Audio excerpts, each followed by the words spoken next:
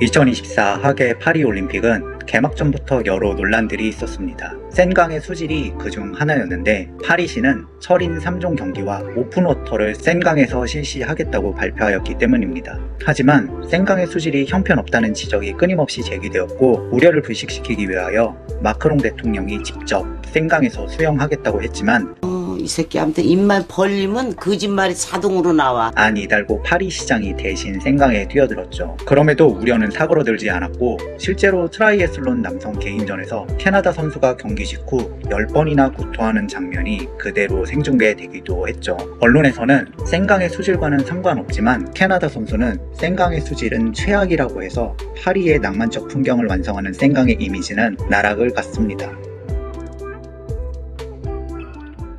센강에서의 수영이 지금은 할 짓이 아닌 일이 되었지만 센강에서 수영하는 사람들의 그림을 어렵지 않게 찾을 수 있습니다. 쇠라는 신인상주의를 대표하는 화가로서 그는 서로 다른 색으로 점을 찍어 형상을 표현하는 점묘법을 개발합니다. 이렇게 완성된 형상은 멀리서 보면 하나의 형상으로 보이는데 쇠라는 이렇듯 광학적 효과를 미술에 이용하여 1960년대 말 발생한 현대미술의 한 경향인 옵티컬 아트와 동일한 원리를 이용하였다는 점에서 현대미술의 아버지 컨버지였다고 할 수 있습니다. 32살의 요절한 쇠라는 많은 작품을 남기지는 않았지만 아니에르에서 수영하는 사람들은 그의 대표작입니다. 공식 명칭은 아니에르 슈 센느인 아니에르는 센강 지류에 위치하며 파리 시내의 북쪽인 몽마르트에서 6-7km 떨어진 파리 바로 옆의 소도시입니다. 당시 파리 시민들은 팬시한 레스토랑이나 호텔들이 들어선 아르장띠유나 부지바를 더 선호하였지만 아니에르는 파리와 가까워 교통비가 더 저렴해서 서민들이 더욱 선호한 근교 여행지였습니다. 화창한 주말 오후 아니에르의 풍경을 담은 이 그림에서 센강 위에는 몇 척의 보트들이 떠있고 사람들은 뱃놀이를 즐깁니다.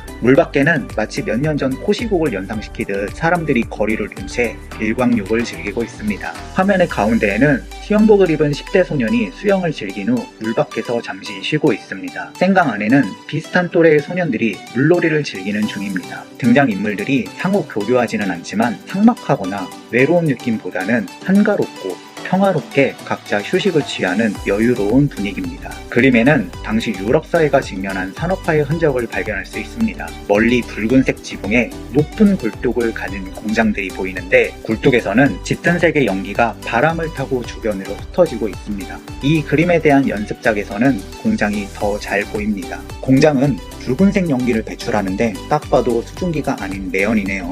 영국에서 가장 먼저 산업혁명이 발생한 이후 19세기 동안 프랑스, 독일, 이탈리아 등 유럽 각국은 산업화에 돌입합니다. 당시 그림들은 공장, 기차, 철로와 철도, 증기선 등 산업화의 산물들을 그림 속에 여과 없이 표현합니다. 누구는 이를 인간의 이성이 이룩한 경이로움으로 생각했다면 누군가는 낙원 파괴와 전통의 상실로 보았을 겁니다. 각자 다른 시각을 가지고 있었겠지만 이들은 공통적으로 당시 사회가 직면한 산업화의 과정과 그 상징들을 부정하지 않고 그림에 그대로 묘사하고자 하였습니다. 두 점의 아니에르에서 수영하는 사람들에서 쇠라는 센강을 따라 조성된 공장을 굳이 외면하지 않았습니다. 당시 제조 공장들은 우후죽순 생겨났고 도시 외곽이나 근교에 강이나 천을 따라 지어졌습니다. 공업용소를 쉽게 얻을 수 있고 제조 공정에서 발생하는 폐수를 손쉽게 처리할 수 있기 때문에 강변은 공장을 짓기에 최적의 장소였습니다. 지금이야 지속가능성이라는 개념으로 환경이 중요한 가치가 되었지만 19세기에는 그러한 개념이 전혀 없었으며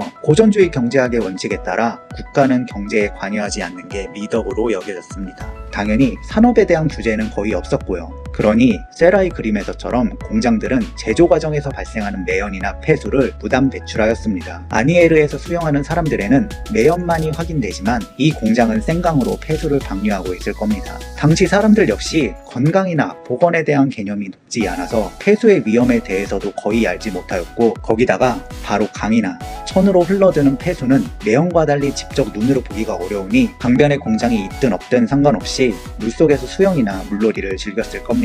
쇠라의 두 아니에르에서 물놀이하는 사람들은 센강의 파란 물빛이 인상적입니다. 특히 미국 캔자스시티의 넬슨 아킨스 미술관에 보관 중인 버전에서는 센강의 푸른빛이 더욱 돋보입니다. 인상주의자들이 그린 그림에서 작품에서는 유독 파란색 강물이 자주 등장하는데 미술사학자들은 이렇듯 유독 파란색 물빛이 강변에 조성된 공장에서 방류된 파란색 염료 때문이라고 지적합니다. 실제로 파란색은 자연에서 찾기 어려워서 매우 값비싼 안료였습니다. 그래서 그림을 주문하는 계약서에는 파란색 안료를 어디에 얼마나 사용할지가 반드시 명시되어 있을 정도로 파란색은 매우 귀하였습니다. 산업혁명 이후 화학기술의 발전으로 인공적으로 파란색을 구현할 수 있게 되자 파란색은 대중적으로 널리 퍼졌고 파란색을 생산해내고 염색하는 여러 산업들도 크게 발전합니다. 세라의 아니에르 그림 속 매연을 내뿜고 있는 공장의 존재를 비롯하여 환경보호 개념, 생산 과정에서 발생하는 폐수를 여과하는 기술력 및 정부의 산업 규제 등이 없었던 당시 현실을 감안하면 세라의 그림에서 생강의 유독 파란 물 색깔이 마냥 아름다운 풍경으로 보이지는 않습니다. 세라가 아니에르 풍경을 그린 후 자연은 더욱 파괴되었고 자업자득이라고 인간이 그 피해를 고스란히 받고 있습니다. 산업화된 사회에서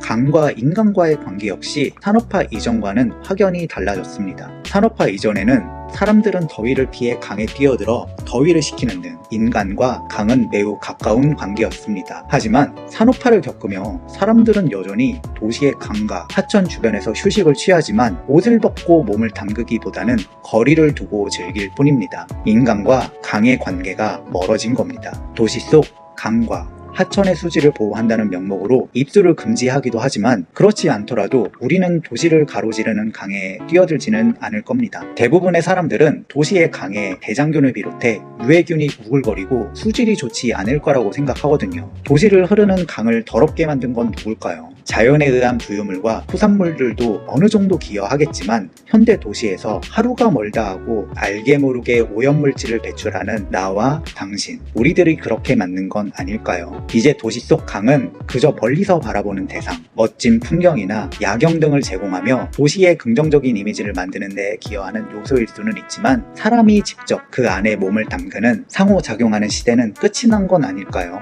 지금으로부터 140년 전 강 바로 옆의 공장이 시뻘건 매연을 내뿜고 강으로 폐수를 방류해도 사람들은 아랑곳하지 않고 생강에 몸을 담그거나 수영을 하며 더위를 피하였습니다. 그때보다 지금의 생강의 수질이 더 좋았을까요? 아마 아닐 겁니다. 그렇지만 산업화가 완료되었거나 진행 중인 대부분의 현대사회에서 사람들은 더위를 피하고자 대도시를 흐르는 강에 몸을 담그고 수영을 즐기지는 않는 편입니다. 대도시를 흐르는 강의 수질을 믿지 못하기 때문이겠죠. 인간이 산업화, 현대화된 도시를 관통하는 강에 대한 믿음을 회복하여 강에서 거리낌 없이 수영과 물놀이를 즐길 수 있는 날이 다시 올 수 있을까요? 지금 당장은 어렵겠지만 과거 우리 조상들이 그랬듯 우리 후손들은 마음껏 강에서 수영과 물놀이를 즐기며 강과의 관계를 다시 회복할 수 있기를 바라며 영상을 마칩니다. 끝까지 시청해주신 분들께 감사 말씀드리고 구독과 좋아요 및 알림 설정은 콘텐츠 제작에 큰 힘이 되니 간곡하게 부탁드리며 지금까지 한양수다인이었습니다.